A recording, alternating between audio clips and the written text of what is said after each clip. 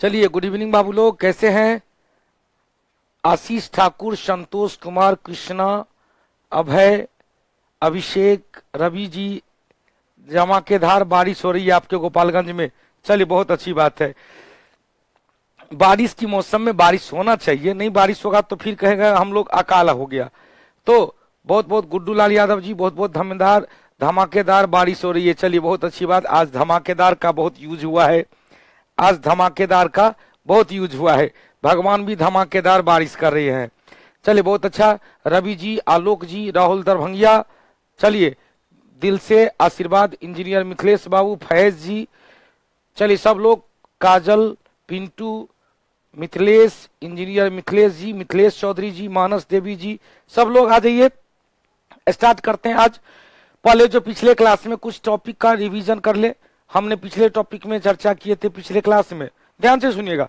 पिछले क्लास में चर्चा किए थे गैर धार्मिक साहित्य, जिसे लौकिक साहित्य कहा जाता है। गैर धार्मिक साहित्य किस क्यों कहे? क्योंकि उसका धर्म से लेना देना नहीं था, धर्म से लेना देना नहीं था, अतः इसे लौकिक साहित्य कहा गया। और लौकिक साहित्य में सबसे पहला स्थान आता है कौटिल्य उर्फ विष्णुगुप्त उर्फ चाणक्य की रचना अर्थशास्त्र, जिसका संबंध किससे बाबू? पॉलिटिकल साइंस से है। फिर हमने कहा था अर्थशास्त्र को कितने भाग में बांटा गया, और भाग को क्या कहेंगे? तो अभिकरण कहे थे। कितना? 15 अभिकरण। और प्रकरण में कितना बाबू? 180। उपखंड में 180, 6000 श्लोक था। अर्थशास्त्र की तुलना यूरोपीय विद्वान मैकियावेली की रचना, प्रियंका जल्दी जल्दी बताएंगे। अमित, प्रियंका, अमित, हरि कृष्णा कुमार जी, सब लोग पहले ध्यान से सुनिएगा। मधुबनी बिहार पुलिस में है। चलिए, बहुत बहुत धन्यवाद। गुड इवनिंग बाबू, मधुबनी बिहार पुलिस से, बहुत अच्छा। संजीव बाबू, अमित कुमार चौहान जी, अब जरा सा आ जाए। सागर आनंद बाबू, अब आ जाए सर जी। सॉन्ग, अच्छा सॉन्ग होगा कभी, सॉन्ग होगा कभी, कभी सॉन्ग होगा। और म्यूजिकल इंस्ट्रूमेंट को जोड़ना है, साउंड कभी कभी मौका ऐसा आएगा तो फिर हम लोग हिस्ट्री का 66वीं बीपीएससी का फॉर्म आ गया, बहुत अच्छी बात। हाँ, मेरे पास भी 731 वैकेंसी का फॉर्म आया है। 66वीं बीपीएससी में 731 का फॉर्म आया है, 731 सीट के लिए आया है। अच्छा लगा कि आज सब कुछ एकदम, बिहार सरकार भी सब कुछ एकदम रेडी हो गया है। 731 वैकेंसी के लिए फॉर्म आ चुका है, 731 के लिए फॉर्म आ गया है। तो बीपीएससी 66वीं का भी फॉर्म हो गया है, नोटिफिकेशन आ गया है। और निश्चित रूप से आप सभी लोग काफी जोरदार तैयारी कर रहे थे, और इस जोरदार तैयारी में जो भी बीपीएससी के लोग हैं वो लगातार तैयारी का हिस्सा बनते रहे, निश्चित रूप से सफलता मिलेगी। तो आइए, हमने कहा आइए आज ये, हाँ कभी ना कभी, अब आप लोग का मैसेज अब हम नहीं देख पाएंगे। मनु पासवान जी, मोतिहारी बिहार पुलिस से हैं, बहुत बहुत धन्यवाद आपका भी। करण राज, गुड्डू लाल यादव देख चुके हैं। 1100 परचेज के लिए। अब आप लोग जितने भी देख भैया सुनिएगा, रेलवे एनटीपीसी का 1151 रुपया चार्ज रखे थे इस विशेष घड़ी में, क्योंकि विशेष घड़ी है तो ऑफर दिन से लागू होता है। लेकिन मैंने डायरेक्टर साहब को कहा है, हालांकि ये कहना हम मिस कर गए, नहीं कह पाए, लेकिन मैसेज करवा दिया है। जितने भी 300 लोग 1151 रुपया में 350 लोग एडमिशन ले लिया था, उनको मैंने मैसेज करवाया कि आप लोगों को आगे यदि इकोनॉमिक्स का बैच आता है, या इंडियन पॉलिटी का बैच आता है, या फिजिक्स का बैच आता है, कोई भी फाउंडेशन बैच आएगा, उसको आपको बाय नहीं करना पड़ेगा। आपको ऑलरेडी परचेज, आपका हिस्सा बन जाएगा, आपका एडमिशन हो जाएगा। क्योंकि 600 रुपया की बात थी, तो उनको 551 पे ऑलरेडी गिफ्ट के तौर पे आपका एडमिशन हो जाएगा। इस सब के लिए भी फोन कर रहे, मैसेज मैंने करवा दिया है। अब चूंकि 551 रुपया, 651 रुपया, इसमें कोई नहीं, ये तो ऑफर होता है, 2 दिन के बाद ये भी खत्म हो जाएगा। तो इसके लिए ये ऑफर की बात होगी, तो ऑफर में मैंने तो दिया कौटिल्य एक्सप्रेस का 200 के बदले 51 रुपया दिया, ये भी तो आपके लिए गिफ्ट था। मैंने टेस्ट सीरीज को फिर एक सप्ताह के लिए बढ़ा दिया, ये भी तो आपके लिए गिफ्ट है बाबू। इस सब के लिए फिर मैनेजमेंट पर लोड नहीं बढ़ाएंगे तो फिर मैनेजमेंट गड़बड़ाएगा तो हम गड़बड़ाएंगे। बहुत ज्यादा आप लोग फोन करें इस बात को लेकर कि सर 1151 रुपया में मैंने एडमिशन लिया, हम लोग का तो बहुत बुरा हाल है। तो भैया आपको, आप अपने मैसेज को देखेंगे सब तुरंत। हम क्लास से निकले, चूंकि ये बात कहना भूल गए, तो क्लास से निकले हम तुरंत मैसेज करवा दिए उन लोगों को। अब 100-200 रुपया के लिए कोई बात नहीं, ऑफर ऑफर दिन होता है ना, बड़े बड़े शोरूम में जाएंगे या बड़े बड़े कंपनी में जाएंगे, ऑफर से पहले कुछ बात, ऑफर के समय कुछ बात, ऑफर खत्म हो गया तो कुछ और बात। केवल पढ़ाई लिखाई के पॉजिटिव सोच रखो ना, केवल ऑफर में घुमा रहा है। ऑफर किसके लिए है? पुराने स्टूडेंट के लिए ढेर सारा ऑफर दिए है। पुराने स्टूडेंट के लिए क्या ऑफर दिए है? आपको यूट्यूब चैनल पे या एप्लीकेशन पे जिस पे आप देखना चाहते हैं, एक टेस्ट और फ्री दे दिए, 2 टेस्ट आपको फ्री दिए, 3 टेस्ट तो वैसे फ्री हो गया। तो इस सब के लिए फिर माइंड को अपसेट मेरा नहीं करने देंगे। आइए फाउंडेशन बैच, हाँ अब कोई भी फाउंडेशन बैच में जो चल रहा है उसमें तो आपको, अब मैं कैसे इसमें रिफंड करूंगा? जो आने वाला है बैच में, जो इसका लंबा था उसमें हमने कुछ कंसेशन कर दिया है। ठीक है, चलिए आइए पॉलिटी का बैच दे दीजिए। चलिए कोशिश करेंगे हम बायोलॉजी के बाद। आप लोगों को कुछ नहीं मिला ना? मैं मैसेज आया था, देख रहे मैसेज आया था, आलोक जी बोल रहे मैसेज आया था, रवि जी बोल रहे मैसेज आया था, सोनू जी बोल रहे मैसेज आया था। तो अब मैसेज आया था सर करंट व एक्सप्रेस में, करंट रहेगा एक्सप्रेस में।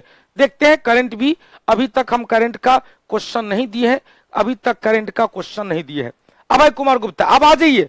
अब चूंकि ये तो बहुत बड़ा तोहफा था ना, बहुत बड़ा दिन था, रात में मैसेज आया कि आपका आप लाइव स्ट्रीम जा सकते हैं आपके चैनल पे। तो रात में ही हम आने वाले थे, लेकिन फिर क्या कि जो रात में एक्चुअली हम भी बाहर गए थे, तो 6:30 पौने 7 में घर पे लौटे ही, 6:30 पौने 7 में लौटे। बहुत ज्यादा थक गए थे, बारिश में भींग भी गए थे, तो हमने कहा कि नहीं एक रेस्ट लेना जरूरी है, नहीं तो फिर तबीयत खराब हो जाएगी, जिसके कारण हम रात में नहीं आए। आइए ध्यान से सुनिएगा, क्वेश्चन पूछेगा कि भाई अब कोई बात नहीं, आपका कमेंट सेक्शन हम ब्लॉक करते हैं, कमेंट सेक्शन हम ब्लॉक कर रहे हैं, कोई बात नहीं होगा, बात होगा पढ़ाई लिखाई की। क्वेश्चन पूछेगा कि कौटिल्य की रचना अर्थशास्त्र की तुलना किस पुस्तक से किया है? तो द प्रिंसेस, जिसकी रचना मैकियावेली के द्वारा किया गया था।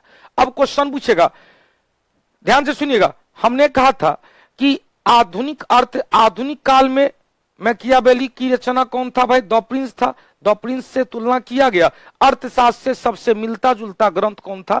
कामंदक की रचना नीतिसार, कामंदक की रचना नीतिसार। अब क्वेश्चन पूछेगा अर्थशास्त्र के पश्चात, ध्यान सुनिएगा, अर्थशास्त्र के पश्चात दूसरा प्रमुख पुस्तक कौन था? भाई मुद्रा राक्षस। मुद्रा राक्षस की रचना किसने किया? विशाख दत्त। मुद्रा राक्षस का एक और टॉपिक बताए थे, कौन सा? विशाख दत्त की एक और रचना बताए थे, कौन सा बाबू? जल्दी बताओ। देवी चंद्रगुप्तम, जिसमें था देवी चंद्रगुप्तम, ध्रुव देवी और चंद्रगुप्त विक्रमादित्य के बीच का घटना। इस पुस्तक में नंद वंश के पतन और चंद्रगुप्त मौर्य के द्वारा मौर्य वंश की स्थापना की बात कहा गया था। अब ध्यान से सुनिएगा, क्वेश्चन पूछेगा गार्गी ने गार्गी रचना किया, गार्गी ने गार्गी संहिता की रचना किया, जिससे ज्योतिष से संबंधित पुस्तक। प्राचीन काल में कालिदास ने कई रचना किया, कालिदास को भारत का शेक्सपियर कहा जाता है। अब कालिदास की रचना में ढेर सारा रचना बताए थे, जैसे अभिज्ञान शकुंतलम, रघुवंशम, विक्रमो वर्षीय, मालविकाग्निमित्र, ऋतु संहार, मेघदूतम, कुम्हार संभवम। 7 रचना में क्वेश्चन पूछेगा कि कौन कौन सी रचना, ध्यान सुनिएगा, कौन कौन सी रचना नाटक है, कौन सी रचना खंड काव्य है और कौन सी रचना महाकाव्य है। तो ऋतु संहार और मेघदूत खंड काव्य है, कुमार संभवम और रघुवंशम महाकाव्य है, जबकि मालविकाग्निमित्र, विक्रमो वर्षीय और अभिज्ञान शकुंतलम नाटक है। अब क्वेश्चन फिर पूछेगा कि अभिज्ञान शकुंतलम किस भाषा में अनुवादित किया गया था? तो पहली ऐसी पुस्तक थी जिसका जर्मन का टस्कन भाषा में अनुवाद किया था। किसने बाबू? गैटे के द्वारा। अभिज्ञान शकुंतलम का अंग्रेजी अनुवाद चार्ल्स विलियम जोन्स जो एशियाटिक सोसाइटी ऑफ बंगाल के संस्थापक थे, के तत्वावधान में किया गया, के नियंत्रण में किया गया। अब देखो क्वेश्चन पूछेगा, यहां से ले मृक्षकटिकम, बोलते चलिएगा मृक्षकटिकम। फिर से सुनिएगा, यहां इस लाइन से क्वेश्चन निकलता है और आने वाले एग्जाम में क्वेश्चन रहेगा, आने वाले एग्जाम में क्वेश्चन रहेगा कि कालिदास की कौन सी रचना नाटक है, कालिदास की कौन सी रचना महाकाव्य है, कालिदास की कौन सी रचना खंड काव्य है, कालिदास की कौन सी रचना महाकाव्य, कालिदास की कौन सी रचना खंड काव्य और कालिदास की कौन सी रचना नाटक है। तो नाटक में 3 को याद रखेंगे, कौन कौन? मालविकाग्निमित्र, विक्रमोर्वशीय, अभिज्ञान शकुंतलम। खंड काव्य में याद रखेंगे ऋतु संहार और मेघदूत और कुमार संभवम एवं रघुवंशम में। कुमार संभवम एवं रघुवंशम में क्या है भाई? वो महाकाव्य है। रघुवंशम में क्या था? समुद्रगुप्त के विजय अभियान की चर्चा किया गया था। अब देखो यहां पर देखो मृक्षकटिकम है, तो मृक्षकटिकम जिसकी रचना, मृक्षकटिकम कालिदास और तुलसीदास अलग अलग हैं। बहुत अच्छी बात है, कालिदास और तुलसीदास बहुत ही अलग अलग है।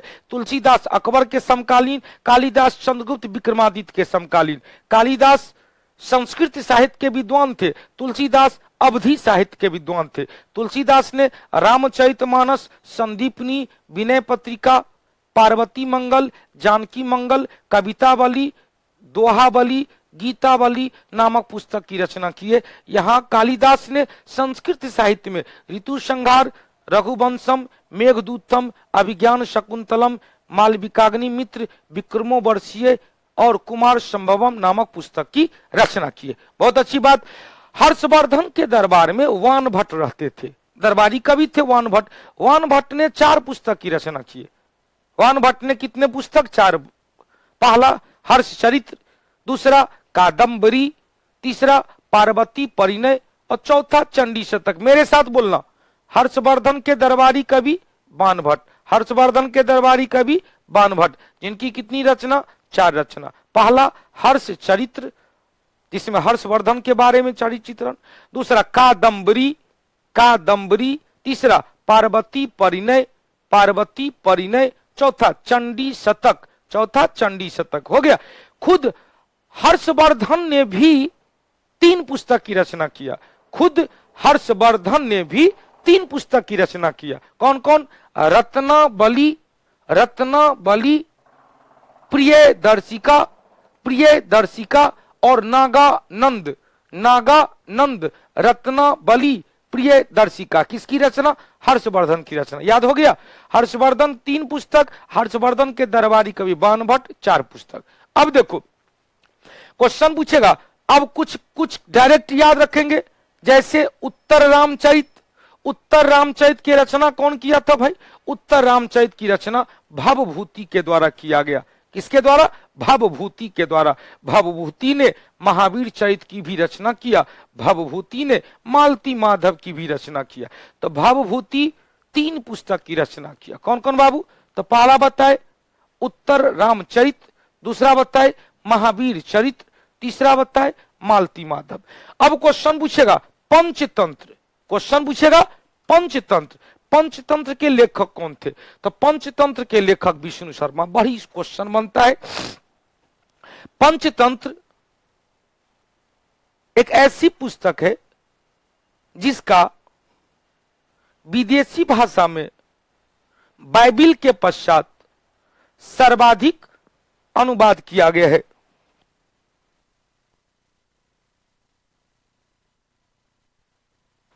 तो क्वेश्चन पूछेगा बाइबिल के पश्चात ध्यान सुना, बाइबिल के पश्चात सर्वाधिक विदेशी भाषा में अनुवादित पुस्तक, बाइबिल के पश्चात सर्वाधिक विदेशी भाषा में अनुवादित पुस्तक कहा जाता है। लगभग 23 विदेशी भाषा में इसका अनुवाद किया गया। कुल मिलाकर पंचतंत्र को 50 भाषा में अनुवादित किया गया है। अब यहां पर ध्यान से सुनिएगा, एक उल्टा पुल्टा आपको क्वेश्चन मिलेगा। उल्टा पुल्टा क्वेश्चन क्या मिलेगा सुनना। क्वेश्चन मिलेगा, जब सिंधु घाटी सभ्यता की चर्चा करेंगे वहां पर चर्चा करेंगे लोथल। तो सिंधु घाटी सभ्यता गुप्त वंश से बहुत पहले था, लगभग 2500 ईस्वी, 2500 वर्ष पहले, 2500 वर्ष पहले का है। लेकिन लोथल से एक अवशेष मिला है जिसमें पंचतंत्र की कहानी दिखाई देता है, कौवा लोमड़ी वाली कहानी दिखाई देता है। उसका सांकेतिक प्रमाण आप कहिएगा इस काल में, तो सिंधु घाटी सभ्यता के 2500 वर्ष के बाद गुप्त काल लगभग आया, और गुप्त काल का रचना विष्णु शर्मा ने पंचतंत्र की रचना किया। पंचतंत्र में जो कहानी दिया गया है कौवा लोमड़ी वाला, उस कहानी का आंशिक प्रमाण पहले ही लोथल से प्राप्त हुआ है। तो याद रखने के लिए कहेंगे पंचतंत्र वाली कहानी का प्रमाण कहां से मिला है? लोथल से मिला है, जो भोगवा नदी के किनारे गुजरात में। अब पंचतंत्र की रचना किसने किया? विष्णु शर्मा ने। पंचतंत्र बाइबिल के पश्चात सर्वाधिक विदेशी भाषा में अनुवादित पुस्तक था। क्लियर? अब देखो क्वेश्चन पूछेगा, याद कर, बहुत अच्छी बात है, पंचतंत्र के रचनाकार विष्णु शर्मा। उसके बाद 2-3 और याद रखेंगे। कथा सरित सागर की रचना किसने किया? सोमदेव के द्वारा। कथा सरित सागर की रचना किसने किया? सोमदेव के द्वारा। बिलहन नामक विद्वान ने विक्रमांक देव चरित्र, बिलहन की रचना कौन है भाई? विक्रमांक देव चरित्र नामक पुस्तक की रचना की है। जबकि हेमपाल ने कुमार पाल चरित्र नामक पुस्तक की रचना की है।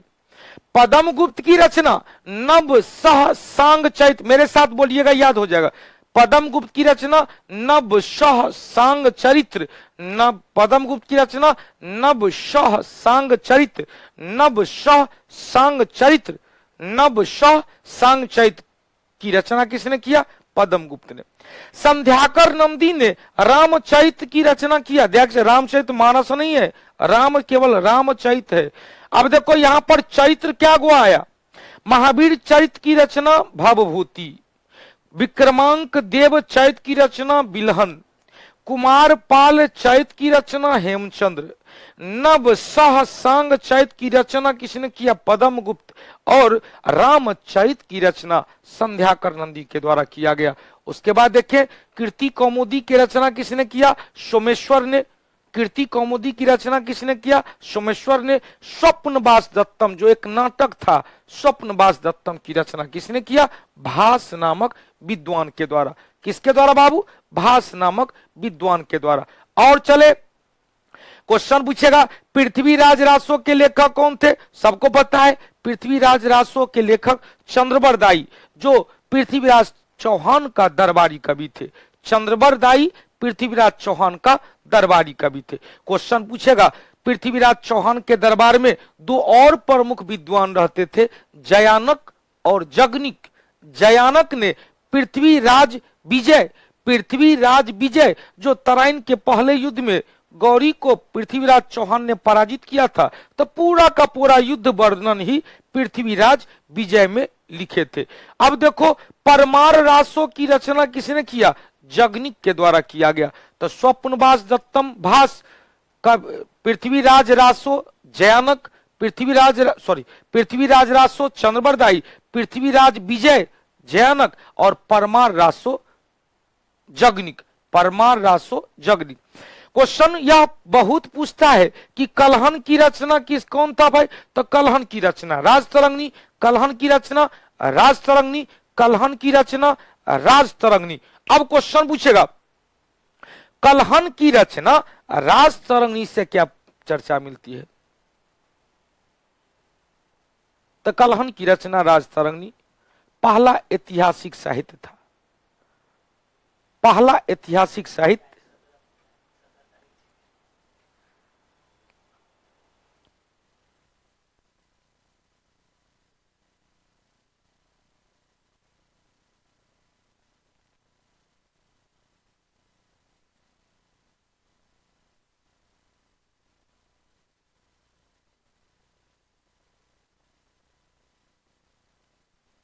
कलहन की रचना क्या है भाई? राजतरंगिणी। अब ध्यान से सुनिएगा, कलहन की रचना कौन? राजतरंगिणी। अब देखो भाई, क्वेश्चन पूछेगा कलहन की रचना राजतरंगिणी एक ऐसी पुस्तक है जिसमें इतिहास के बारे में पहली बार चर्चा किया गया है। इतिहास के बारे में पहली बार चर्चा किस पुस्तक में किया गया है? कलहन की रचना राजतरंगिणी में। क्वेश्चन एक बार फिर से बताएंगे, पहले पूरा ले लेते हैं गुड्डू लाल जी। हमने कहा कि राजतरंगिणी से किस वंश के बारे में जानकारी मिलता है? बड़ी क्वेश्चन पूछता है। कश्मीर के इतिहास की चर्चा, कश्मीर में था लोहार वंश, लाहौर नहीं, कश्मीर में कौन सा वंश? लोहार वंश। लोहार वंश की चर्चा किस में भाई? तो लोहार वंश की चर्चा, या ध्यान सुनिएगा, यह संस्कृत में लिखा गया राजतरंगिणी पहला भारत का ऐतिहासिक ग्रंथ था जिसमें कश्मीर के इतिहास के बारे में जानकारी मिलती है। और यहां पर क्वेश्चन पूछेगा कश्मीर के इतिहास के बारे में जानकारी क्या मिलती है? तो लोहार वंश।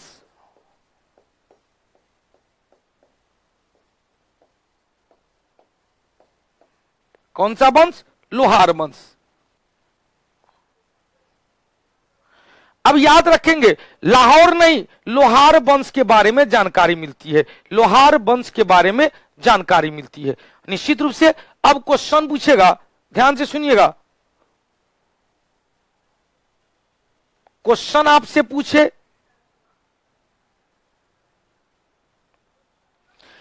कि काव्य मीमांसा के लेखक कौन थे? तो काव्य मीमांसा के लेखक राजशेखर, प्रबंध कोश के लेखक राजशेखर, बृहद कथा मंजरी के लेखक क्षेमेंद्र, गीत गोविंद के लेखक जयदेव, गीत गोविंद के लेखक जयदेव, भोज प्रबंध के लेखक बल्लाल सेन और गौर बहो के लेखक कौन? बागपति राज। अब देखो भैया ध्यान से सुनिएगा, क्वेश्चन पूछेगा कि संस्कृत भाषा में लिखा गया पहला ऐतिहासिक पुस्तक, संस्कृत भाषा में लिखा गया पहला ऐतिहासिक पुस्तक कलहन की रचना राजतरंगिणी, जिससे कश्मीर के इतिहास के बारे में जानकारी मिलती है। अतः कलहन की रचना राजतरंगिणी को पहला ऐतिहासिक पुस्तक कहा जाता है जो संस्कृत में लिखा गया। इस कलहन की रचना राजतरंगिणी से लोहार वंश के बारे में जानकारी मिलती है। हो गया? चलो एक बार गौर से सुनिएगा, एक बार क्या हो रहा है भाई, एक एक चीज को याद रखेंगे। हमने कहा उंगली पर गिनिएगा, सभी जितने भी लौकिक साहित्य है सभी साहित्य को याद रखेंगे। पहला बताए, अब आंख बंद कर लीजिए और कुछ देर तक मेरी आवाज को कान में सुनिए। आंख बंद कर लीजिएगा और कुछ देर तक मेरी आवाज को सुनिएगा। स्लो मोशन में हम चल रहे हैं, ए टू जेड रिपीट करवा रहे हैं। क्लियर? पहला बताए, कौटिल्य की रचना अर्थशास्त्र, जिसकी तुलना मैकियावेली की पुस्तक द प्रिंस से किया गया है। यह 15 अधिकरण, 180 प्रकरण और 600 श्लोक में बटा हुआ है। अर्थशास्त्र से मौर्यकालीन राज व्यवस्था के बारे में जानकारी मिलती है। अर्थशास्त्र से मिलता जुलता पुस्तक कामंदक की रचना नीतिसार है। अर्थशास्त्र के पश्चात दूसरा प्रमुख पुस्तक विशाख दत्त की रचना मुद्रा राक्षस है। इस मुद्रा राक्षस में नंद वंश के पतन और मौर्य वंश की स्थापना की बात कहा गया है। तीसरा चले, गार्गी ने गार्गी नामक पुस्तक की रचना किया जो ज्योतिष शास्त्र से संबंधित पुस्तक था। कालिदास की कई रचना, जैसे कालिदास की रचना में अभिज्ञान शकुंतलम, मालविकाग्नि मित्र, कुमार संभवम, विक्रमो वर्षीय, ऋतु संहार, रघुवंशम और मेघदूतम, जिसमें बताए थे कि मेघदूत और ऋतु संहार खंड काव्य है। मेघदूत और ऋतु संहार खंड काव्य है। कुमार संभवम और रघुवंशम महाकाव्य है, जबकि अभिज्ञान शकुंतलम मालविकाग्नि मित्र, विक्रमो वर्षीय एक नाटक है। अभिज्ञान शकुंतलम पहला पुस्तक है जिसका अनुवाद जर्मन के टस्कन भाषा में गैटे के द्वारा किया गया। अभिज्ञान शकुंतलम का अंग्रेजी अनुवाद एशियाटिक सोसाइटी ऑफ बंगाल के संस्थापक सर विलियम जोन्स के नेतृत्व में किया गया। उसके बाद बताए थे मृक्षकटिकम के लेखक कौन थे? शूद्रक। उसके बाद बताए थे हर्षवर्धन के दरबारी कवि, ध्यान सुनिएगा, हर्षवर्धन के दरबारी कवि वान भट्ट थे। वान भट्ट की 4 रचना, पहला हर्ष चरित्र, दूसरा कादम्बरी, तीसरा पार्वती परिणय, चौथा चंडी शतक। खुद हर्षवर्धन ने 3 पुस्तक की रचना किया, नागानंद, रत्नावली, प्रियदर्शिका। उसके बाद उत्तर रामचरित की रचना भवभूति के द्वारा किया गया, महावीर चरित की रचना भवभूति के द्वारा किया गया, मालती माधव की रचना भवभूति। तो भवभूति ने 3 पुस्तक, उत्तर रामचरित, महावीर चरित और मालती माधव की रचना किया। विष्णु शर्मा ने पंचतंत्र की रचना किया। पंचतंत्र बाइबिल के पश्चात विश्व का दूसरा पुस्तक है जिसका सर्वाधिक विदेशी भाषा में अनुवाद किया गया है। यह लिखा हुआ नहीं था, दिमाग पर जोर देंगे कि पंचतंत्र की रचना विष्णु शर्मा रचनाकार, और पंचतंत्र बाइबिल जो ईसाई धर्म का पवित्र पुस्तक है, बाइबिल के पश्चात सर्वाधिक विदेशी भाषा में अनुवादित पुस्तक कौन है? पंचतंत्र। अब देखो कथा सहित सागर के रचनाकार सोमदेव बिलहन ने विक्रमांक देव चैत की रचना किया, हेमचंद्र ने कुमारपाल चैत की रचना किया, पदम गुप्त ने नव सह सांग चैत की रचना किया, संध्याकर नंदी ने रामचरित की रचना किया, कीर्ति कौमुदी की रचना सोमेश्वर के द्वारा किया गया, स्वप्नवास दत्तम की रचना भास के द्वारा किया गया, पृथ्वीराज रासो की रचना चंद्रवरदाई के द्वारा किया गया, पृथ्वीराज विजय की रचना जयानक के द्वारा किया गया, परमाल रासो की रचना जगनी के द्वारा किया गया। राजतरंगिणी के लेखक कौन थे भाई? तो कलहन अकलहन की रचना राजतरंगिणी संस्कृत भाषा में लिखा गया पहला ऐतिहासिक पुस्तक है। इस पुस्तक में कश्मीर के लोहार वंश के बारे में जानकारी मिलती है। राजशेखर की रचना काव्य मीमांसा और प्रबंध कोश है। क्षेमेंद्र की रचना बृहद कथा मंजरी है। जयदेव की रचना गीत गोविंद है। बल्लाल सेन की रचना भोज प्रबंध है और बाकपति राज की रचना गौर बहो है। हो गया। चले, सुमित कुमार जी सीवान से बोल रहे हैं, गुरु राज दरबार में कवियों का मूल कार्य क्या था? राज दरबार में कवियों का मूल कार्य था राजा की प्रशंसा में रचना करना, राजा की प्रशंसा करना, राजा की प्रशंसा में रचना करना। ध्यान सुनिएगा, राजा की प्रशंसा करना। चलिए, एक ऑथेंटिक न्यूज जो बीपीएससी में अभी फिलहाल कार्यरत हैं, अपने संस्थान के स्टूडेंट ज्ञानता हैं, टिंकू शर्मा हैं, ये लोग कार्यरत हैं बीपीएससी। उन्होंने बीपीएससी से भी मैसेज मुझे सेंड कर दिया है। बीपीएससी से भी मैसेज सेंड हो गया है। 6 पेज का यह मैसेज है। आ चुका है वैकेंसी बीपीएससी का 751 पोस्ट के लिए लगभग यह वैकेंसी आया है। तो बहुत ही अच्छा अपॉर्चुनिटी है। इस अपॉर्चुनिटी को मिस नहीं करना है। जिन जिन लोगों को बीपीएससी का ख्वाब देखना है वो बीपीएससी की तैयारी करेंगे। बीपीएससी में हो गया। चलिए, बहुत अच्छा बात। अब देखो भाई, अब आंखें खोल लीजिए, अब आंखें खोल लीजिए। मैंने अब आंखें खोल लिया, हो गया। अब आंखें खोल लीजिए। अरुण आजादी।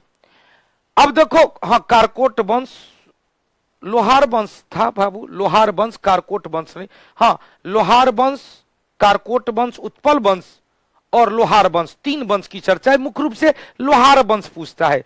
कारकोट, उत्पल और लोहार, लोहार भी क्वेश्चन पूछता है कश्मीर के ऐतिहासिक पुस्तक। अब आइए, बहुत अच्छी बात है, ध्यान से सुनिएगा। अब हम लोग जरा सा सेकेंड स्टेप में आते हैं। सेकेंड स्टेप हमने आपको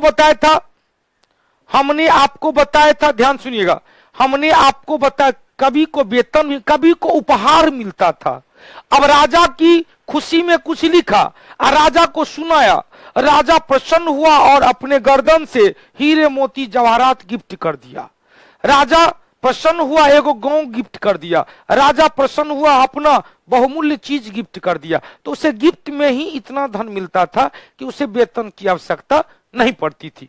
अब देखो, अमीर खुसरो बलबन से लेकर मोहम्मद बिन तुगलक तक कुल मिलाकर 8 सुल्तान के राज दरबार में रहे थे। अमीर खुसरो ने, वो कवि थे अमीर खुसरो ने कव्वाली गायन शैली का जनक कहा जाता है। तबला की खोज किया था, सारंगी की खोज किया था। अलाउद्दीन खिलजी ने अमीर खुसरो को केवल कवि नहीं कहा, अमीर खुसरो को दरबारी कवि का उपाधि दिया और उसके लिए एक अलग व्यवस्था किया। कहा जाता है कि चित्तौड़ अभियान के दौरान अमीर खुसरो उनके साथ गया था। चित्तौड़ अभियान, राणा रतन सिंह, राजा रतन सिंह, राणा रतन सिंह और उनकी पत्नी पद्मावती 1303 ईस्वी में चित्तौड़ अभियान किया था। अब चित्तौड़ अभियान कोई चित्तौड़ को जीतना नहीं था, वो रानी पद्मावती को प्राप्त करने के लिए गया था। तो जब तक युद्ध नहीं प्रारंभ होता, कोई नुकसान नहीं निकलता, तो अमीर खुसरो अलाउद्दीन खिलजी को शेर कविता सुनाते रहता था, गजल सुनाते रहता था, कव्वाली सुनाते रहता था। अमीर खुसरो से प्रसन्न होकर अलाउद्दीन खिलजी उसको गिफ्ट करता रहता था। आगे ये क्वेश्चन पूछेगा, ध्यान सुनिएगा। हाँ, दरोगा पीटी में कारकोट वाला ही पूछा था। नहीं, कारकोट है, उत्पल है और लोहार वंश, तीनों वंश के बारे में जानकारी मिलता है, आगे चर्चा करेंगे। अब देखो भाई, लोहार वंश, कारकोट वंश, उत्पल वंश, या तीनों वंश की चर्चा कश्मीर के इतिहास के बारे में कलहन की रचना राजतरंगी से मिलता है। अब देखो क्वेश्चन पूछेगा, विकास बाबू ध्यान सुनिएगा, क्वेश्चन पूछेगा, एक तो लिखित साहित्य हो गया, लिखित के बाद दूसरा क्या बताए थे, खुदाई से प्राप्त अवशेष। तो खुदाई से प्राप्त अवशेष तो हमने आपको कहा कि पूरा पाषाण काल से भी मिला है, पाषाण काल से भी मिला है, नव पाषाण काल से भी मिला है, सिंधु घाटी सभ्यता से पुरातत्व मिला है। लेकिन अभिलेख लिखने की परंपरा मौर्य काल से प्रारंभ हुआ, अशोक के काल से प्रारंभ हुआ। तो क्वेश्चन पूछेगा, इसके अंतर्गत पुरातात्विक स्रोत के अंतर्गत क्या क्या आता है भाई, अभिलेख आता है, स्मारक आता है, सिक्का आता है। अभिलेख आता है, स्मारक, स्मारक मतलब स्तूप, स्मारक कहते हैं ना कब्र, अभिलेख आता है, स्मारक आता है और सिक्का आता है। क्वेश्चन पूछेगा, हिंदू देवी देवता से संबंधित विश्व का पहला अभिलेखीय साक्ष्य, हिंदू देवी देवता से संबंधित विश्व का पहला अभिलेखीय साक्ष्य एशिया माइनर, जो मध्य एशिया का क्षेत्र था, मध्य एशिया का क्षेत्र, एशिया माइनर का बोगज कोई अभिलेख मिला है। ध्यान सुनिएगा, एशिया माइनर का बोगज कोई अभिलेख मिला है, जो 14वीं शताब्दी ईस्वी पूर्व का है। तो जब ये 14वीं शताब्दी ईस्वी पूर्व होगा तो हम लोग क्या कहेंगे, हम लोग जब चर्चा किए थे कि वैदिक काल को क्या कहते बाबू, वैदिक काल को दो भाग में बांटा गया था। वैदिक काल को कितने भागों में बाबू, वैदिक काल को दो भाग। वैदिक काल का पीरियड क्या था, 1500 बीसी से 600 बीसी, इसे दो भाग में बांटा गया था। ऋग वैदिक काल, ऋग वैदिक काल जिसका पीरियड हमने कहा था 1500 बीसी से 1000 बीसी, कई बार चर्चा कर दिए हैं। और दूसरा बताए थे उत्तर वैदिक काल, लेटेस्ट वैदिक पीरियड, जिसका पीरियड हमने क्या कहा 1000 बीसी से 600 बीसी। अब ऋग वैदिक काल में ध्यान सुनिएगा, ऋग वैदिक काल में, इस काल में बोगज कोई, इस काल में 1400 ईस्वी पूर्व में, 1400 बीसी में एशिया माइनर का बोगज कोई नामक स्थान से एक अभिलेख मिला है। यह अभिलेख किसने लिखा, किसने क्या किया, उसके बारे में किसी चीज की जानकारी नहीं है। लेकिन यहां पर क्वेश्चन बना कि एशिया माइनर के बोगज कोई अभिलेख, एशिया माइनर के बोगज कोई अभिलेख से हिंदू धर्म से संबंधित, हिंदू धर्म, बौद्ध धर्म, जैन धर्म नहीं, से संबंधित 4 देवता की चर्चा मिला है। कौन कौन देवता, क्वेश्चन पूछता है कि बोगज कोई अभिलेख में किस देवता की चर्चा नहीं है, बोगज कोई अभिलेख में किस देवता की चर्चा नहीं है। तो 4 देवता की चर्चा है। कौन कौन बाबू, इंद्र है, मित्र, वरुण और नासत्य। कौन कौन बाबू, इंद्र, मित्र, वरुण, नासत्य, इंद्र, मित्र, वरुण, नासत्य, इंद्र, मित्र, वरुण और नासत्य। याद हो गया, इंद्र, मित्र, वरुण और नासत्य, यह चारों की चर्चा किस अभिलेख में? बोगज कोई अभिलेख। कब का है बाबू? तो 1400 ईस्वी पूर्व का है। 1400 ईस्वी पूर्व में कौन सा काल चल रहा था? ऋग वैदिक काल चल रहा था। हो गया, अब चलते हैं। क्वेश्चन पूछेगा, यही लिखा हुआ एशिया माइनर ईरान में स्थित है से मिला है। यह अभिलेख 14वीं शताब्दी ईस्वी पूर्व का है। इसमें 4 हिंदू देवी देवता की चर्चा है। कौन कौन बाबू? इंद्र है, मित्र है, वरुण है और नासत्य है। इंद्र, मित्र, वरुण और नासत्य की चर्चा है। उसके बाद देखिए, क्वेश्चन पूछता है कि सिक्कों का अध्ययन किसके अंतर्गत आया। यहां पर ध्यान सुनिएगा, एक क्वेश्चन बनता है अभिलेख और सिक्का सबसे महत्वपूर्ण है। तो यदि केवल आएगा अभिलेख एवं पुराने सिक्का, अभिलेख एवं पुराने सिक्का का अध्ययन एपिग्राफी कहलाता है। अभिलेख एवं पुराने सिक्का का अध्ययन क्या कहलाता है? एपिग्राफी कहलाता है। लेकिन आपसे क्वेश्चन पूछे, ध्यान सुनिए, आपसे क्वेश्चन पूछे सिक्का का अध्ययन, डायरेक्ट क्वेश्चन पूछ दे सिक्का का अध्ययन, तो न्यूमेटोमिक्स कहलाता है। सिक्का का अध्ययन क्या कहलाता है? न्यूमेटोमिक्स कहलाता है। अब देखो ध्यान से सुनिएगा, क्वेश्चन पूछेगा पुराना दस्तावेज है, पुराने दस्तावेज का अध्ययन, ध्यान सुनिएगा, पुराने दस्तावेज का अध्ययन किसके तहत आया? तो पुलियोग्राफी, पुरालिपि शास्त्री, पुरालिपि शास्त्र जिसे क्या कहते हैं? पुलियोग्राफी कहा जाता है। पुरालिपि शास्त्र को क्या कहते हैं? पुलियोग्राफी कहा जाता है। अब यहां पर पुलियोग्राफी है, तो पुलियोग्राफी में क्या हो बाबू?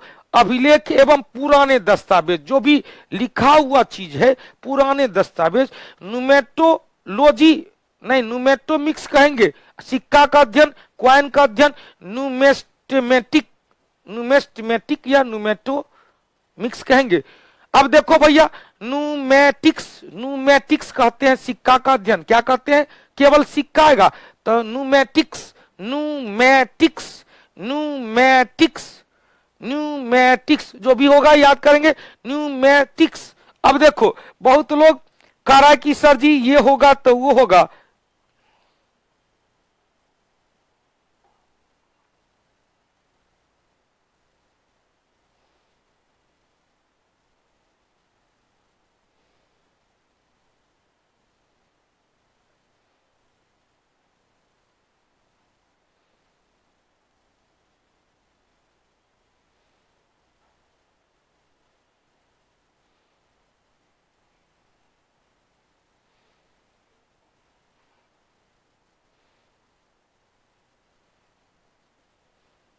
हो गया, चल एटीपी को क्वाइन ऑफ ऊर्जा कहते हैं।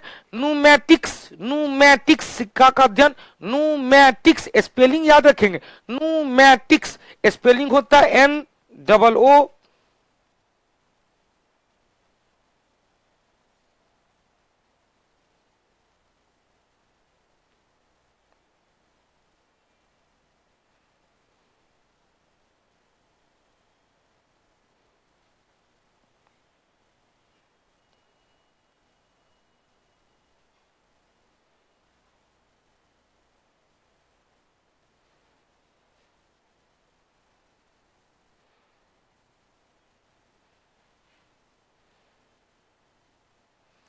न्यूमिस्मेटिक्स, न्यूमिस्मेटिक्स NUMIS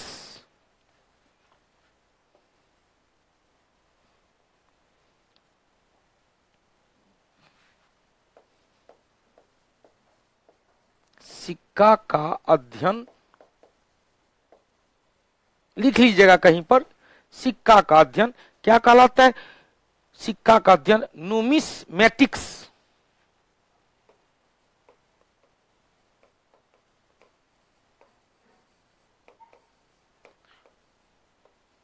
न्यूमिस्मेटिक्स हो गया, न्यूमिस्मेटिक्स, बहुत अच्छी बात, न्यूमिस्मेटिक्स, न्यूमिस्मेटिक्स हो गया, न्यूमिस्मेटिक्स। सिक्का का अध्ययन क्या हुआ भाई? न्यूमिस्मेटिक्स। अब देखो ध्यान से सुनिएगा, अब क्वेश्चन पूछेगा कि न्यूमिमेटिक्स, न्यूमिस्मेटिक्स सिक्का का अध्ययन, लेकिन क्वेश्चन पूछेगा प्राचीन सिक्का का अध्ययन क्या कहेंगे? एपिग्राफी। प्राचीन सिक्का का अध्ययन एपिग्राफी। प्राचीन दस्तावेज का अध्ययन पुलियोग्राफी। प्राचीन दस्तावेज का अध्ययन पुलियोग्राफी। प्राचीन दस्तावेज का अध्ययन पुलियोग्राफी। अब क्वेश्चन पूछेगा, ध्यान से सुनिएगा, क्वेश्चन पूछेगा कि पुलियोग्राफी में किस किस का अध्ययन किया जाएगा? तो अभिलेख का, प्राचीन अभिलेख, बाबा दादा जमाना का अभिलेख है, प्रस्तर स्तंभ, स्तूप, चट्टान और ताम्रपत्र पर मिलते हैं, तथा इसके अतिरिक्त कुछ मंदिर के दीवार पर, ईंट पर भी, मूर्ति पर भी अभिलेख मिला है, लिखा हुआ चीज मिला है। क्वेश्चन पूछता है, ध्यान से सुनिएगा, मंदिर के दीवार पर चोल वंश के काल में, पल्लव वंश के काल में कुछ लिखा हुआ चीज मिला है। जैसे हम लोग चर्चा करते हैं कि मध्यकाल में फिरोज शाह तुगलक ने ज्वालामुखी मंदिर को तोड़वा दिया, नागरकोट के मंदिर को तोड़वा दिया, और उसके मंदिर पर जो दीवार पर लिखा हुआ दस्तावेज था उसको निकलवा कर उसका फारसी भाषा में अनुवाद करवाया, दलाइते फिरोज शाही के नाम से, दलाइते फिरोज शाही के नाम से। क्वेश्चन, जब आप कभी अजमेर जाइएगा तो 2.5 दिन का झोपड़ा नामक मस्जिद है, उस मस्जिद के दीवार पर क्या है भाई? तो उस मस्जिद के दीवार पर भी कुछ संस्कृत पांडुलिपि की चर्चा है, स्वास्तिक का चिन्ह है, कमल की पंखुड़ी का चिन्ह है। संस्कृत पांडुलिपि की चर्चा से प्रतीत होता है कि वह जो 2.5 दिन का झोपड़ा नामक मस्जिद है वह किसी न किसी संस्कृत स्कूल या हिंदू मंदिर को तोड़वाकर उसके अवशेष पर दिया गया है। हो गया। अब देखो क्वेश्चन पूछेगा, क्वेश्चन पूछेगा कि आरंभिक अभिलेख प्राकृतिक संख्या, आरंभिक अभिलेख प्राकृतिक संख्या में न होके प्राकृतिक भाषा में था। किस भाषा में बाबू? प्राकृत भाषा में। आरंभिक अभिलेख किस भाषा में? प्राकृत भाषा में। अब निश्चित रूप से अभिलेख में जो भाषा आता है, यहां पर सुनिएगा, अभिलेख में जो भाषा आता है, अभिलेख में भाषा आया तो प्रारंभिक भाषा कौन था भाई? प्रारंभ में प्राकृत और बाद में संस्कृत, बाद में संस्कृत। लेकिन लिपि आएगा तो अशोक का अभिलेख में 4 लिपि, पहला ब्राह्मी, दूसरा खरोष्टी, तीसरा ग्रीक और चौथा अरमाइक और माइक। तो ब्राह्मी, खरोष्टी, ग्रीक और अरमाइक। इससे क्वेश्चन बनता, आगे लिखा होगा, ध्यान सुनिएगा, इससे क्वेश्चन होगा कि बाबू ध्यान सुनना, क्वेश्चन पूछेगा कि ग्रीक और अरमाइक एक ही स्थान पे मिला है, वो अफगानिस्तान के शाह काबुल के शाह कुना, काबुल के शाह ए कुना से अभिलेख मिला है। अतः इस अभिलेख को द्विभाषिक अभिलेख कहा जाता है। वर्तमान भारत में जो अभिलेख मिला है वह ब्राह्मी में, वर्तमान भारत में कौन सा बाबू? ब्राह्मी में। अब वर्तमान पाकिस्तान से जो अभिलेख मिला है वो खरोष्टी में।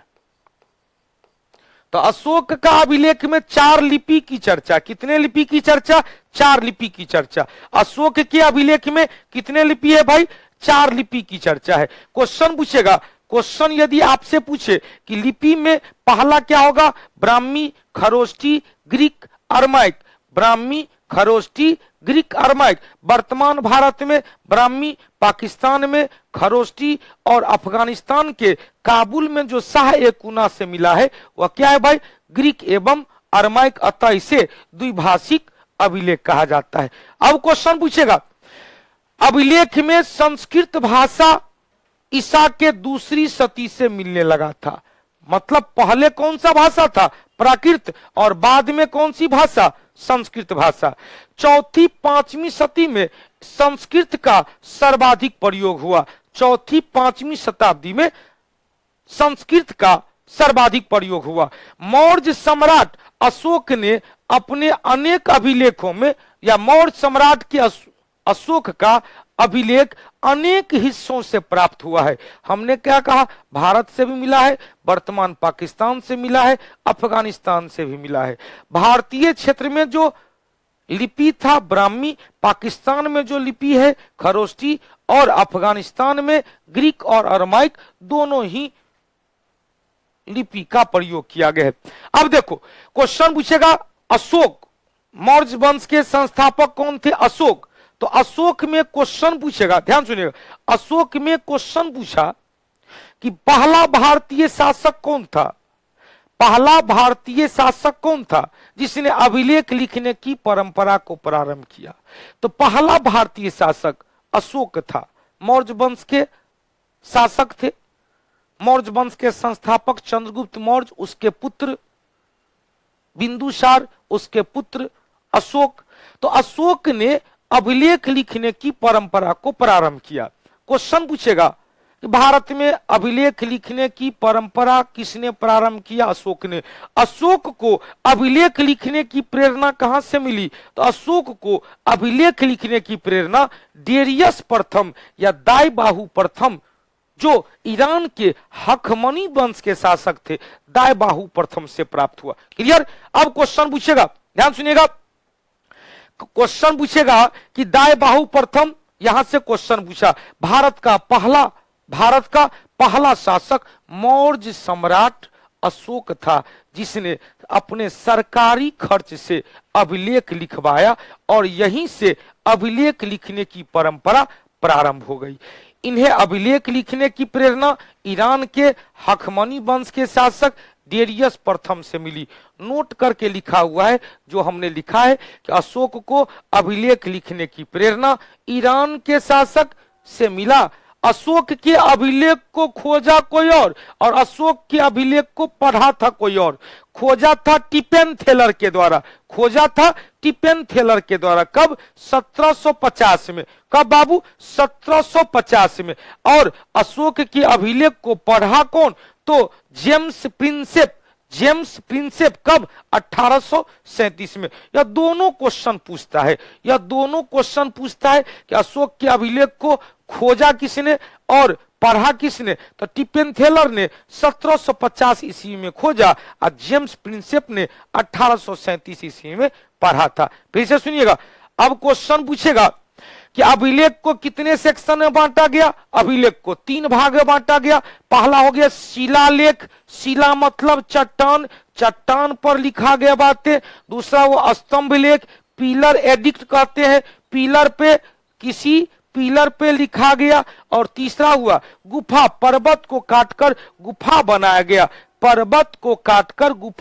गया, और उस गुफा में कुछ न कुछ अभिलेख लिख दिया गया। तो अशोक के अभिलेख को कितने भाग में बांटे? 3 भाग में। पहला हो गया चट्टान पर लिखा गया, दूसरा हो गया पिलर या स्तंभ पर लिखा गया, और तीसरा हुआ पर्वत को काटकर बनाएंगे गुफा में लिखा गया। Question clear? अशोक के अभिलेख को खोजा कौन? टिपेन थेलर। अशोक के अभिलेख को पढ़ा कौन? James Prinsep. टिपेन थेलर ने 1750 ईस्वी में खोजा और जेम्स प्रिंसेप ने 1837 ईस्वी में पढ़ लिया। अशोक के अभिलेख को कितने भाग बांटे? शिलालेख, स्तंभ लेख और गुफा लेख। क्लियर? अशोक का 8 स्थान से बृहद शिलालेख मिला है। कितने स्थान से? 8 स्थान से, जिसमें 2 बृहद शिलालेख वर्तमान भारत में नहीं है। 2 बृहद शिलालेख वर्तमान भारत में नहीं है, पाकिस्तान में है। अब देखो, अभिलेख को शिलालेख, स्तंभ लेख, गुफा अभिलेख में बांटा गया। शिलालेख को लघु शिलालेख और बृहद शिलालेख। बृहद शिलालेख कितने स्थान से भाई? तो बृहद शिलालेख 8 स्थान से। बृहद शिलालेख कितने स्थान से बाबू? 8 स्थान से। अब क्वेश्चन पूछेगा, 2 शिलालेख जो बृहद शिलालेख था वर्तमान पाकिस्तान में है, और कौन कौन सा पाकिस्तान में है उसको याद रखेंगे। शहबाजगढ़ी और मानसेहरा, शहबाजगढ़ी और मानसेहरा। ध्यान से सुनिएगा, 8 बृहद शिलालेख में 2 शिलालेख कहां से? वर्तमान पाकिस्तान से, शहबाजगढ़ी और मानसेहरा। और इस दोनों शिलालेख में लिपि कौन सी थी? खरोष्टी लिपि। कौन सी लिपि बाबू? खरोष्टी लिपि। अब यहां पर लिखा हुआ है, अशोक के सभी शिलालेख को में 4 लिपि मिला है, खरोष्टी, ग्रीक, अरमाइक, ब्राह्मी। भारत में जितने भी अभिलेख मिला है, ब्राह्मी में अशोक का एकमात्र अभिलेख जो अफगानिस्तान के काबुल के शाह ए कुना से मिला है, जो द्विभाषिक था, जिसमें ग्रीक और अरमाइक दोनों लिपि का प्रयोग किया गया, अतः इसे द्विभाषिक लिपि, द्विभाषिक अभिलेख कहा जाता है। दूसरा क्वेश्चन, अशोक के किसी भी बड़े शिलालेख में, बृहद शिलालेख में अशोक का नाम नहीं लिखा हुआ है। अशोक का नाम केवल कुछ ही लघु शिलालेख में मिला है, कुछ ही लघु शिलालेख में मिला है। कौन कौन बाबू? तो पहला हमने कहा, ध्यान सुनिएगा, यदि क्वेश्चन पूछेगा, यदि क्वेश्चन पूछे कि अशोक के 20 से भी अधिक स्थानों से लघु शिलालेख मिला है, जिसमें 4 लघु शिलालेख ऐसा है, मस्की, गुर्जरा, नेटूर, उदयगोलन। मस्की, गुर्जरा, नेटूर और उदयगोलन। फिर से बोलिएगा, मस्की हैदराबाद, गुर्जरा मध्य प्रदेश, नेटूर तमिलनाडु, उदयगोलन तमिलनाडु। फिर से सुनिएगा, 20 स्थानों से, छोटे छोटे स्थानों, छोटा छोटा शिलालेख मिला है 20 स्थान से, जिसमें हमने क्या कहा, 4 स्थान से जो लघु शिलालेख मिला है, उसमें अंतर क्या होता है? तो 4 ही में नाम लिखा हुआ है, 4 में नाम लिखा। अब बहुत क्वेश्चन कई आ रहा है मेरे पास कि सर जी अभिलेख और शिलालेख में अंतर क्या? अभिलेख हमने कहा लिखने के लिए, हमने ये काम सब किया, उसको लिखने के लिए कहा, उसे अभिलेख कहेंगे। अभिलेख को फिर 3 खंड माना गया। हमरे द्वारा बोला गया अभिलेख चट्टान पर लिखा था तो शिलालेख हो गया, पिलर पे लिख दिया गया, स्तंभ पे लिख दिया, स्तंभ लेख हो गया। पर्वत को काटकर गुफा बनाया गया और गुफा के दीवार पर लिख दिया तो वह क्या होगा? गुफा अभिलेख हो गया। फिर अभिलेख जो शिलालेख था, शिलालेख को 2 भाग बांटे, एक बृहद शिलालेख, एक लघु शिलालेख। एक बृहद शिलालेख और एक लघु शिलालेख। बृहद शिलालेख कितने स्थान से मिला है? 8 मिला है, जिसमें 2 बृहद शिलालेख वर्तमान पाकिस्तान में। कौन कौन भाई? तो शहबाजगढ़ी और मानसेहरा, जिसमें खरोष्टी लिपि का प्रयोग किया है। शेष 6 शिलालेख भारत से मिला है, जिसमें ब्राह्मी लिपि का प्रयोग किया है। अशोक के किसी भी बृहद शिलालेख में अशोक का नाम नहीं लिखा हुआ है। क्लियर? फिर क्वेश्चन पूछेगा, अशोक के 20 स्थान से भी अधिक भागों में लघु शिलालेख मिला है, छोटा छोटा शिलालेख मिला है। इस 20 में मात्र 4 बताए, मस्की, गुर्जरा, नेटूर, उदयगोलन। मस्की कहां? हैदराबाद। मस्की कहां? हैदराबाद। गुर्जरा कहां? मध्य प्रदेश। नेटूर कहां? तमिलनाडु। उदयगोलन कहां?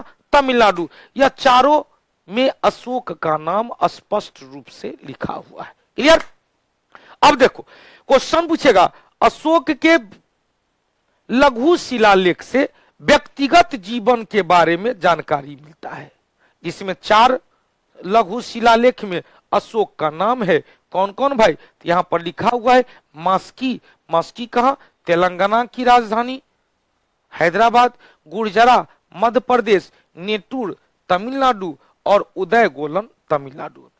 अशोक का एगो पृथक शिलालेख, मतलब न तो वो लघु शिलालेख है, न ही बृहद शिलालेख है, न ही स्तंभ लेख है, न ही गुफा लेख है। एक विशेष प्रकार का पृथक शिलालेख मिला है। कहां से? राजस्थान के बैराट या भाबरू से। राजस्थान के बैराट या भाबरू से मिला है, जिसमें अशोक को पहली बार मौर्य साम्राज्य के रूप में परिभाषित किया है। देव नाम प्रियदर्शी अशोक को पहली बार मौर्य सम्राट के रूप में अंकित नाम लिखा हुआ है। हो गया। अब देखो इसी पृथक शिलालेख जो राजस्थान के बैराट के भाबरू से मिला है, इसी पृथक शिलालेख में अशोक के द्वारा बौद्ध धर्म के त्रिरत्न जो था, बौद्ध धर्म के त्रिरत्न कौन कौन? तो बुद्ध, धम्म एवं संघ। बुद्ध, धम्म एवं संघ। बुद्ध, धम्म एवं संघ, जो बौद्ध धर्म के त्रिरत्न, इसी त्रिरत्न में अशोक के द्वारा आस्था व्यक्त करते हुए बताया गया है। अशोक के सभी 6 स्तंभ लेख में बौद्ध धर्म एवं त्रिरत्न में अपनी आस्था व्यक्त किया है। यह 6 स्तंभ लेख निम्नलिखित है। यह 6 स्तंभ लेख क्या है बाबू? निम्नलिखित है। एक बार फिर से देखें, एक बार रिवीजन कर ले जल्दी से, इसके बाद इसको रखेंगे। रणवीर सिंह, ध्यान से सुनिएगा। हमने कहा भारत में अभिलेख लिखने की परंपरा अशोक ने प्रारंभ किया। अशोक के अभिलेख लिखने की प्रेरणा अशोक को कहां से मिला? तो ईरान के हखमनी वंश के शासक डेरियस प्रथम। ईरान के हखमनी वंश के शासक डेरियस प्रथम। फिर क्वेश्चन पूछेगा, अशोक का जो अभिलेख है, लिखवाया गया लेख है, उसे 3 भाग बांटे, एक शिलालेख, एक स्तंभ लेख और एक गुफा लेख। पहला बताए, फिर से सुनिएगा। अशोक के शिलालेख को 2 भाग बांटे, एक बृहद शिलालेख, एक लघु शिलालेख। बृहद शिलालेख 8 स्थान से मिला है, जिसमें 2 वर्तमान पाकिस्तान में, शाहबाजगढ़ी और मानसेहरा, जिसमें दोनों में खरोष्टी लिपि का प्रयोग किया गया है। 6 वर्तमान भारत से, जिसमें ब्राह्मी लिपि का प्रयोग किया गया है। अशोक का 20 से अधिक स्थानों पर लघु शिलालेख मिला है, जिसमें 4 लघु शिलालेख में अशोक का नाम स्पष्ट रूप से लिखा हुआ है। यह 4 लघु शिलालेख में क्या बताए? मास्की, गुर्जरा, नेटूर, उदय गोलन। मास्की कहां से? हैदराबाद। गुर्जरा कहां से? मध्य प्रदेश। नेटूर और उदय गोलन तमिलनाडु से। अशोक का एक पृथक शिलालेख राजस्थान के बैराट भाबरू से मिला है, जिसमें पहली बार अशोक को मौर्य सम्राट के रूप में परिभाषित किया है। इसी भाबरू या बैराट से मिले अशोक के शिलालेख में क्या मिलता है? अशोक के द्वारा बौद्ध धर्म के त्रिरत्न में, त्रिरत्न कौन कौन? बुद्ध, धम्म एवं संघ में आस्था व्यक्त करते हुए बताया गया है। हो गया। अब क्वेश्चन पूछेगा, ध्यान सुनेगा। स्तूप शब्द की चर्चा पहली बार कहां है? स्तूप, पहला विश्व का पहला स्तूप कहां से मिला? तो सारनाथ। अब आइए, क्वेश्चन पूछेगा, त्रिरत्न में आस्था व्यक्त किया है। अब यह जो 6 गो स्तंभ लेख है, यह पहले कहां था और अब कहां है? पहले कहां था, अब कहां है? पहला है दिल्ली टोपरा स्तंभ लेख, नाम से सुनना है।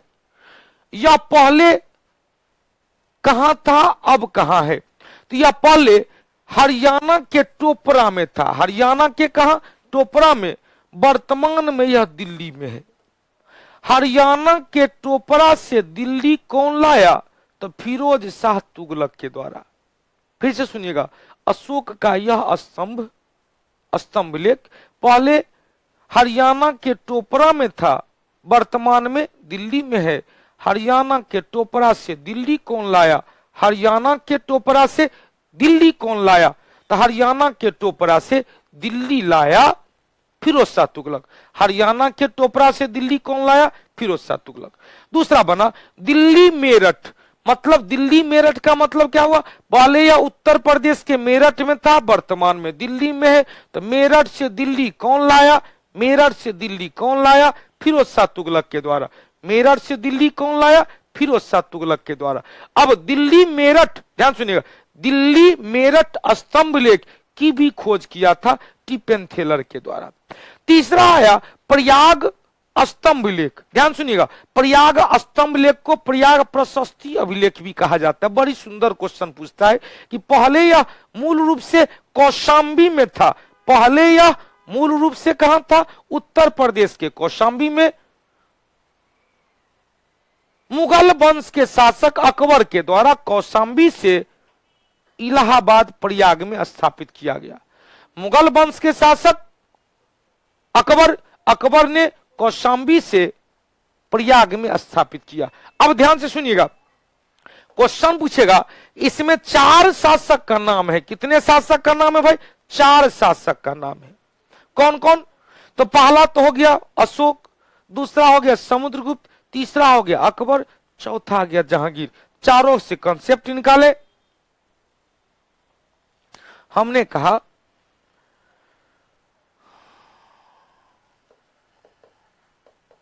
प्रयाग प्रशस्ति अभिलेख या डायरेक्ट प्रयाग अभिलेख, प्रयाग स्तंभ अभिलेख,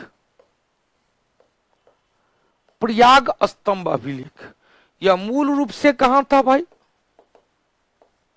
मूल रूप से कौशाम्बी में था,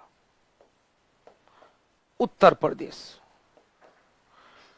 इसे अकबर के द्वारा प्रयागराज या इलाहाबाद में स्थापित किया गया।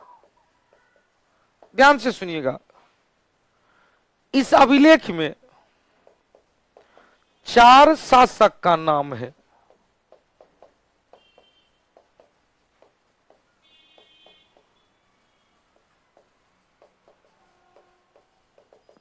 कौन कौन बाबू? तब पहला हो गया अशोक का नाम, किस लिपि में?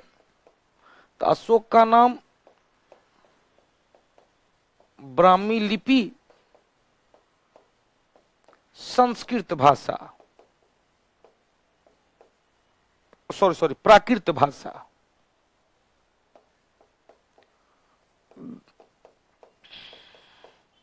दूसरा समुद्रगुप्त, ब्राह्मी लिपि, संस्कृत भाषा। ब्राह्मी लिपि कैसे लिखी जाती थी? लेफ्ट से राइट की ओर, लेफ्ट से राइट की ओर ब्राह्मी। खरोष्टी किसे कैसे लिखी जाती थी? राइट से लेफ्ट की ओर। और ब्राह्मी लिपि लेफ्ट से राइट, देवनागरी लिपि भी लेफ्ट से राइट, खरोष्टी लिपि राइट से लेफ्ट। तो क्वेश्चन पूछेगा किस भाषा का प्रयोग अशोक ने किया? प्राकृत। समुद्रगुप्त ने संस्कृत का प्रयोग किया। उसके बाद अकबर एवं जहांगीर, अकबर ने फारसी में लिखवाया अपना नाम और जहांगीर ने भी अपना नाम फारसी में लिखवाया। तो ध्यान सुनिएगा, जहांगीर ने भी फारसी में लिखवाया, जहांगीर ने भी फारसी में लिखवाया। और क्वेश्चन पूछेगा जहांगीर ने फारसी में लिखवाया, अकबर ने फारसी में लिखवाया, समुद्रगुप्त ने संस्कृत में लिखवाया और अशोक ने प्राकृत में लिखवाया। हो गया। अब देखो क्वेश्चन पूछेगा, क्वेश्चन यदि आपसे पूछे मंटू पटेल, ध्यान से सुनिएगा, प्रयाग प्रशस्ति अभिलेख मूल रूप से उत्तर प्रदेश के कौशाम्बी में स्थित था। अकबर के द्वारा प्रयाग या इलाहाबाद में स्थापित करवाया गया। उसके बाद बताए प्रयाग प्रशस्ति अभिलेख में मौर्य वंश के शासक अशोक, गुप्त वंश के शासक समुद्रगुप्त के विजय अभियान की चर्चा, जो संस्कृत भाषा में। लेकिन अशोक का कौन सा भाषा था भाई? अशोक ने प्राकृत में लिखा था, पहले ही हमने कहा था। प्रारंभिक अभिलेख किसमें? तो प्रारंभिक अभिलेख प्राकृत में और बाद के अभिलेख संस्कृत में। अब क्वेश्चन पूछेगा कि अशोक का स्तंभ लेख प्राकृत में लिखा हुआ अशोक का स्तंभ लेख किसमें भाई? प्राकृत में लिखा हुआ। प्रयाग स्तंभ लेख में मुगल वंश के शासक अकबर ने भी फारसी में और जहांगीर के बारे में भी फारसी में लिखवाया गया। अब देखो क्वेश्चन है, बिहार में चलेंगे, पश्चिमी चंपारण में लौरिया नंदनगढ़ और लौरिया अरेराज अभी भी है, लौरिया नंदनगढ़ और लौरिया अरेराज, लौरिया नंदनगढ़ और लौरिया अरेराज का नाम मिलता है। अब देखो क्वेश्चन पूछेगा कि लौरिया अरेराज में जो स्तंभ लेख है उसके शीर्ष पर कमल का आकार, कमलाकार, कमल का पंखुड़ी का आकार बना हुआ है। कहां से भाई?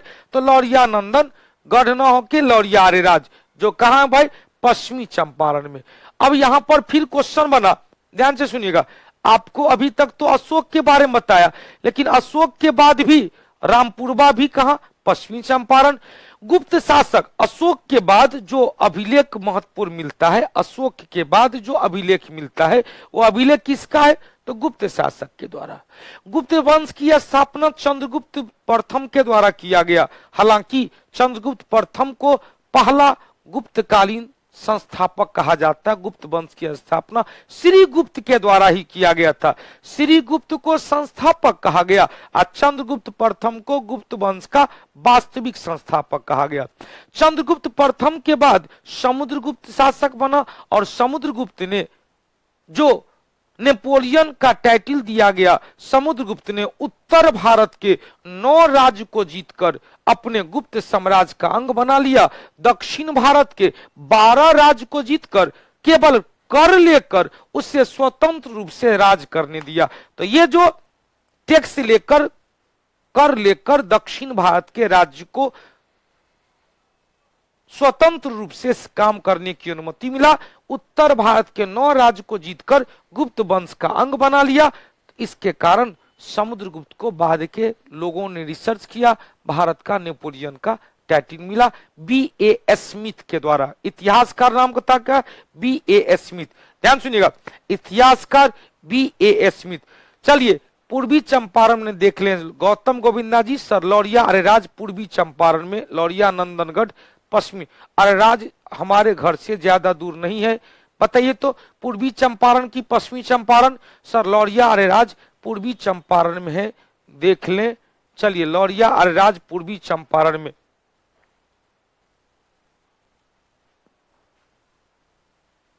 आपका वेस्ट चंपारण में ही घर है, पश्चिमी चंपारण में घर है, आपके घर के बगल में ही है। चलिए बहुत अच्छी बात है।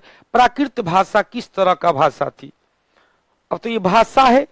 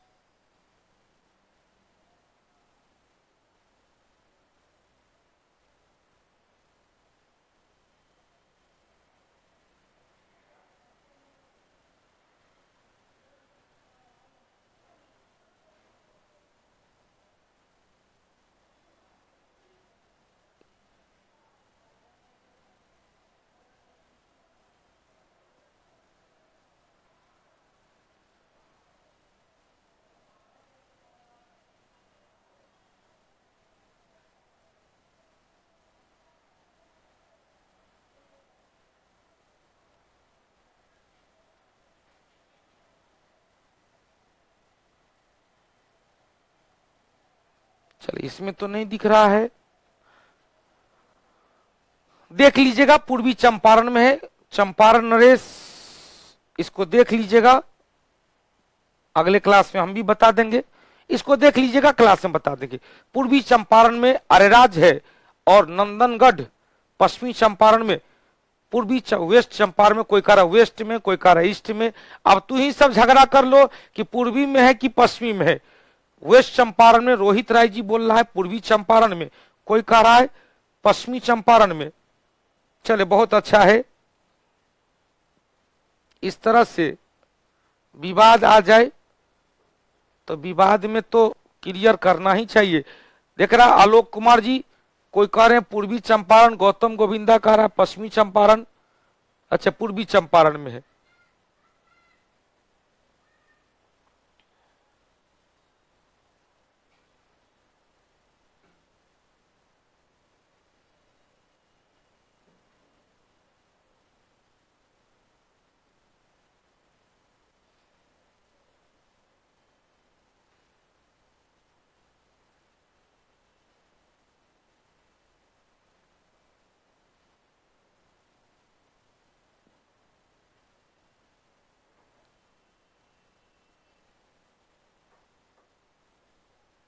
लौरिया नंदनगढ़ पश्चिमी चंपारण में।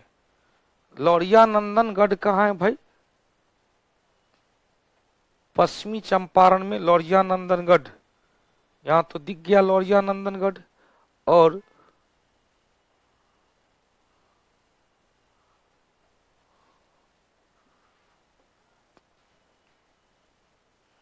सुगौली मोतिहारी, इसको देख लीजिएगा आप लोग।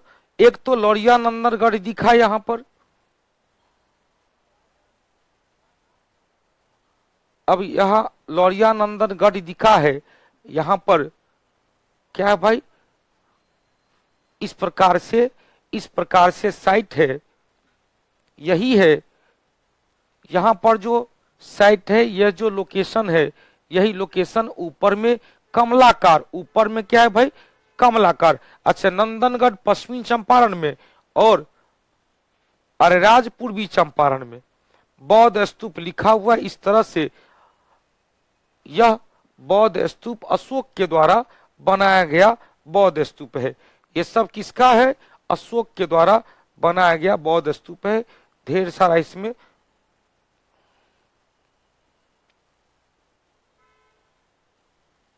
देखो, लोग सब पर्यटक सब घूमने फिरने का स्थल है।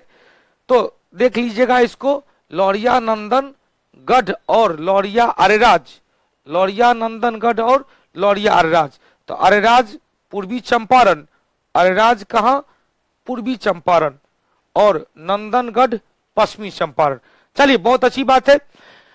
अब देखो, अब यहां पर क्वेश्चन पूछेगा रामपुरवा गुप्त वंश के शासक। तो देख भैया, आज यदि यहां तक रह दिए तो एक क्लास और लग गया इसमें। कल हम लोग, अब छोड़ दो आज, कल हम लोग इस टॉपिक को यहां से स्टार्ट करेंगे और लास्ट में यहां पर गुफा, और ये तो पहले से पता है। इसके बाद कल इस टॉपिक को हम लोग क्लियर कर लेंगे, ताकि, हालांकि सेक्शन ज्यादा है, कल थोड़ा स्पीड में चलेंगे। एक बार कल इसको रीडिंग ले लीजिएगा, एक बार रीडिंग ले लीजिएगा। पश्चिमी चंपारण मेरा घर, बेतिया में मेरा घर है। चलिए, महावीर कुमार शाह जी। तो पूर्वी चंपारण में क्या है भाई? तो पूर्वी चंपारण में लौरिया अरेराज और पश्चिमी चंपारण में लौरिया नंदनगढ़। हो गया, पश्चिमी चंपारण हो गया। आगे बढ़ते हैं। तो हमने कहा ये जो टॉपिक है एक बार कल रीडिंग ले लेंगे, ताकि कल टॉपिक को क्लियर करने में आसान होगा। उसके बाद कल के बाद सोमवार से हम लोग इसमें पाषाण काल की चर्चा कर लेंगे। कल हम लोग का वीकेंड होगा, और शनिवार और रविवार को कौटिल्य एक्सप्रेस आ रही है। कौटिल्य एक्सप्रेस शनिवार और रविवार को दूरगामी डिस्कशन बैच होगा। 500 क्वेश्चन का, अति महत्वपूर्ण 500 क्वेश्चन का डिस्कशन क्लास होगा।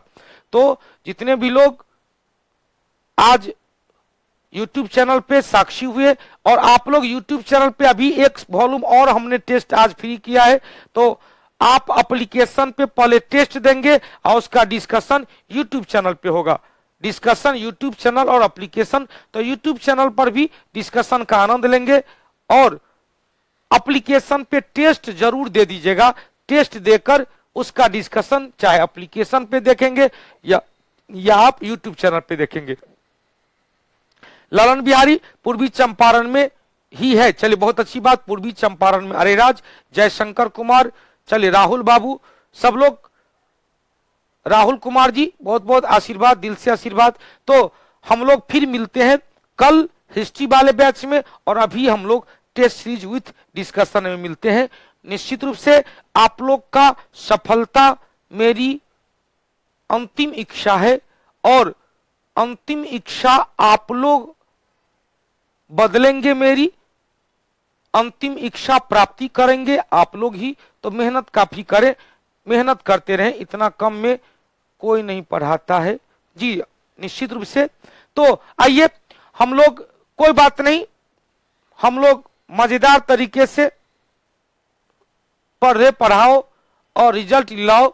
हमने जो आपको पढ़ाना स्टार्ट किया जिस दिन से, 2006 ईस्वी से हमने पढ़ाना स्टार्ट किया, और तब से लगातार आपकी सेवा में हूं। 2006 ईस्वी से मेरा यह 14वां साल चल रहा है।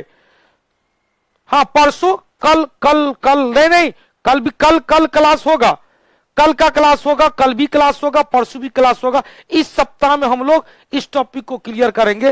मंडे से नए टॉपिक में हाथ लगाएंगे, मंडे से नया टॉपिक हाथ लगेगा। कल क्लास होगा, कल भी क्लास होगा, परसों भी क्लास होगा, कल भी क्लास होगा और परसों भी क्लास होगा। क्लियर? कल और परसों दोनों दिन क्लास होगा, फिर हम लोग मंडे से नए टॉपिक में आ जाएंगे। चलिए, तब तक के लिए जय हिंद, धन्यवाद।